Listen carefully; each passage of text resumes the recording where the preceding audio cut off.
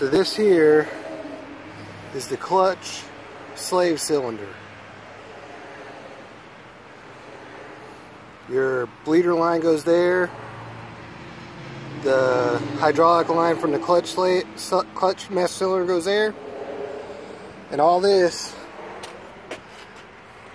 fits here. When you're looking at the back end of your engine, it would look like that. When you actuate the clutch, this little barrel thing in here goes forward, pushes the rod pushes the clutch.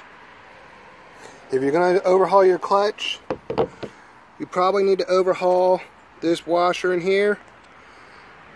That's what mine looks like now. I was trying to get it out without having to take the back clutch plate off.